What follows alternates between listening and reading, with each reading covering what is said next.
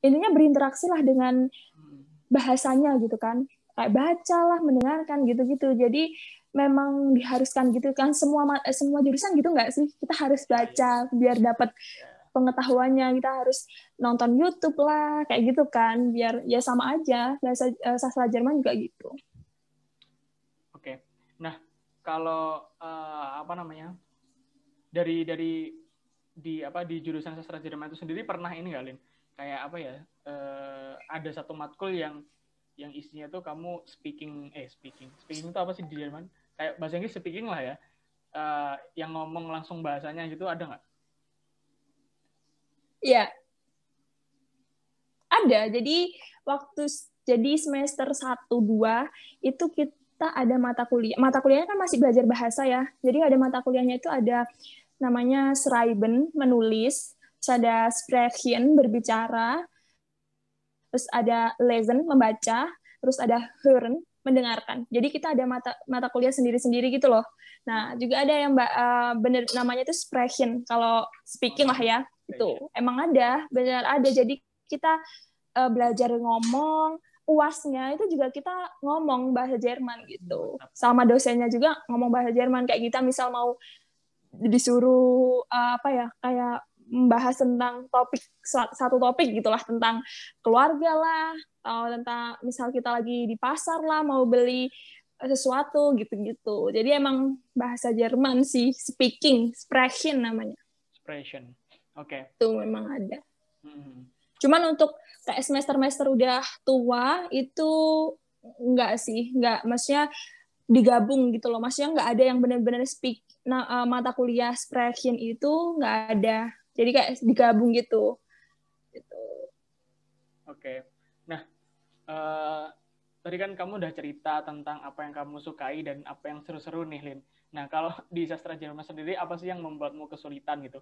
Atau mungkin mayoritas teman-temanmu mahasiswa sastra Jerman itu, apa sih yang paling susah gitu untuk dipelajari?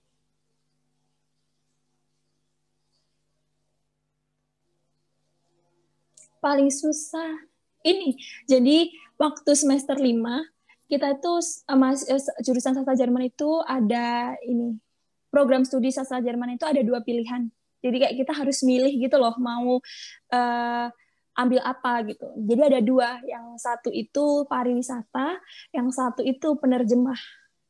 Nah, karena aku kan mikirnya gini ya, kalau penerjemah tuh bahasanya itu kan lebih bahasa baku, maksudnya bahasa-bahasa yang bukan bahasa santai gitu loh, bukan bahasa sehari-hari kan. Nah, kalau pariwisata kan pasti kita menggunakan bahasa sehari-hari.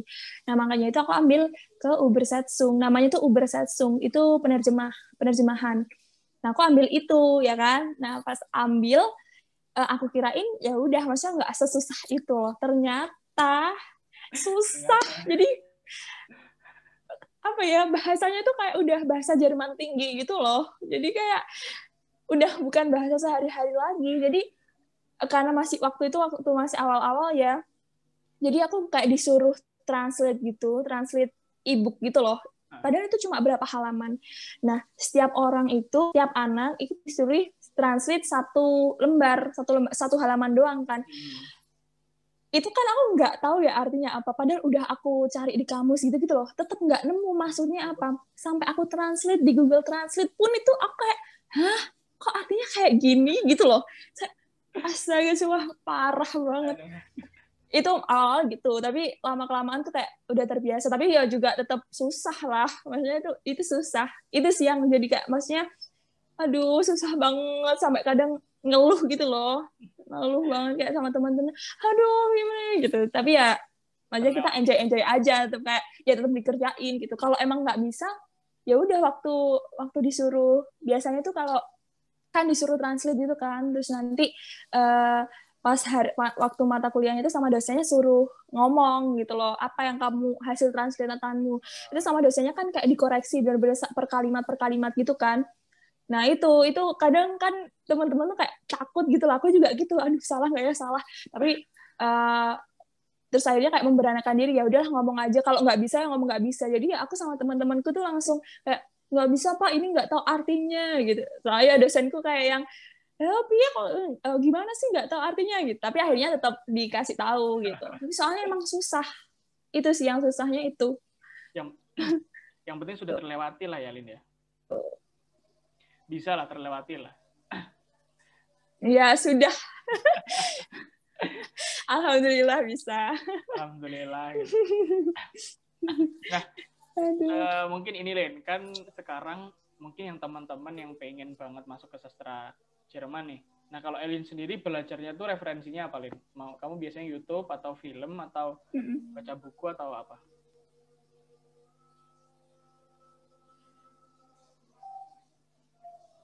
Kalau aku kalau untuk baca novel gitu-gitu masih ini ya, maksudnya belum tertarik sih. Bukan belum tertarik, pernah baca tapi akhirnya nggak jadi baca gitu loh. Itu soalnya menurutku itu terlalu banyak juga kan untuk aku pemula ya apalagi. Jadi aku belajarnya itu dari lagu-lagu, terus dari YouTube. Di YouTube tuh banyak banget kan kayak Easy Jerman lah gitu-gitu loh. Kayak Learn Jerman, jadi belajar bahasa Jerman. Dan itu mudah dipahamin banget. Terus ini aku tuh jadi ada kayak bukunya gitu loh, buku kursusan. Jadi emang benar-benar di situ lengkap banget. Bukunya tuh bergambar kayak buku anak TK SD gitu loh, bergambar. Jadi kita lebih enjoy kan ya dari situ sih belajarnya itu. Terus baca apa namanya? Baca-baca cerita-cerita pendek gitu-gitu. Terus baca meme-meme Jerman di Instagram gitu-gitu. Itu kan menambah kosakata ya, maksudnya kayak slang-slang bahasa Jerman gitu. Ya. Itu sih. Oke, Lin. Nah, sebenarnya list pertanyaanku sudah habis sih. Cuman aku pengen tahu aja, Lin, kamu ke depannya ini kan masih semester, kamu semester berapa sih? Semester 8 ya? Semester tuh 8. 8 ya? Nah, setelah lulus Iya, nih. mau 8. Iya, 8. Setelah lulus nih, planningmu ke depannya mau seperti apa, Lin?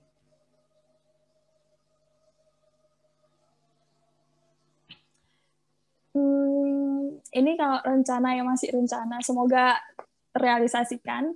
Ini aku pengennya sih S2, ya kan? Pengennya. Ke Jerman berarti? Cuman kalau enggak kalau ke Jermannya itu aku lebih ke Ausbildung sih. Jadi Ausbildung tuh kayak pendidikan. Jadi kita mau kerja di Jerman, kita harus ambil Ausbildung dulu gitu loh. Ausbildung tuh kayak apa ya? Training lah. Misal mau jadi koki itu harus Ausbildung koki gitu. Misal mau jadi admin kita harus Ausbildung admin. Nah kayak gitu. Nah itu lebih kayak gitu. Mungkin aku itu juga masuk dalam rencanaku ke depan itu gitu. Kalau untuk ambil S2 aku masih mau S2-nya tetap di sini aja di Indonesia gitu. Kalau memang nggak ada, maksudnya belum ada kesempatan untuk S2, mungkin aku bakalan lanjut Ausbildung itu sih. Ausbildung itu yang nantinya langsung kerja gitu di Jerman gitu. Oke. Sejauh ini masih itu aja rencananya ya. Tapi kalau tentang Jerman ini. Kalau untuk sastra Jerman sendiri itu sebenarnya prospek kerjanya itu apa saja sih?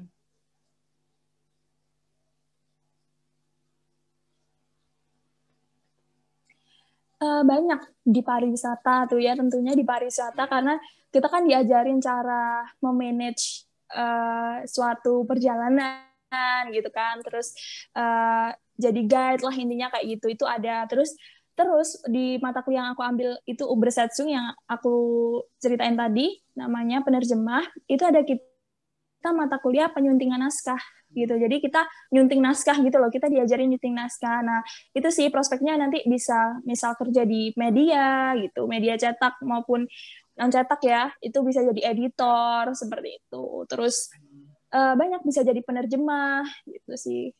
Tuh. Siap. Wah, seru sekali ya, Lin, pembahasan kita pada malam hari ini. Ya, seru lah ya, walaupun tidak seru. Sebenarnya ya, kalau kita ngomongin prospek kerja gitu ya, sebenarnya ya kalau kita ngomongin tentang prospek kerja itu tuh kita mau kerja, maksudnya kita kuliahnya apa, kerjanya apa itu kan nggak masalah ya kayak gitu loh. Dan menurut aku sastra Jerman itu kan bahasa itu adalah alat komunikasi sehari-hari gitu loh. Kalau orang udah belajar bahasa itu kan pasti dia bisa berkomunikasi gitulah Intinya tahu cara berkomunikasi itu seperti apa gitu kan. Bahasan-bahasan dalam komunikasi sehari-hari itu seperti apa. Nah, itu sih. Itu karena jadi punya ilmu komunikasinya itu loh. Ilmu bahasanya itu. Jadi bisa digunakan dimanapun ya kalau ilmu komunikasi, ilmu bahasa itu. Jadi kalau buat teman-teman yang mau pengen ambil sastra, itu nggak usah ngelihat apa ya image orang-orang lain tentang sastra, tentang bahasa. Karena orang-orang lain tuh yang nggak tahu, mungkin yang awam, itu banyak banget yang bilang, mau jadi apa sih kuliah bahasa, mau jadi apa sih kuliah sastra, nggak jadi apa-apa tahu gitu. No, salah besar gitu loh. Karena kita tahu bahasa itu memang suatu alat komunikasi yang kita gunakan sehari-hari gitu loh. Jadi buat teman-teman yang mau kuliah, ambil sastra, entah sastra Jerman, Inggris, Belanda, apapun sastra, nggak perlu takut gitu. Karena kita belajar sastra itu nggak cuma belajar tentang bahasanya, teman-teman. Kita belajar tentang negaranya, kita tahu habitnya. Jadi karena negara-negara yang kita pelajari itu, misal bahasa Jerman, Jerman itu kan negara maju ya. Jadi kita bisa tahu gitu loh, apa namanya, habitnya orang-orang di sana tuh apa gitu, bagusnya apa. Dengan itu kan kita bisa mencontoh diri kita seperti mereka gitu loh. Itu sih. Iya, setuju. Setuju, Lin, sumpah. Setuju. Nah, yang karena kalau menurutku sih ketika jurusan itu ada pasti juga akan ada prospek kerja yang cemerlang juga gitu kan ya. Nah, terakhir nih Lin, mungkin buat teman-teman yang sekarang pengen masuk ke sastra, terutama sastra Jerman, apa sih yang perlu dipersiapkan gitu supaya mereka atau teman-teman tuh bisa survive gitu waktu kuliah di sastra Jerman? Oke, karena ini sastra Jerman, teman-teman, ya sastra lah ya.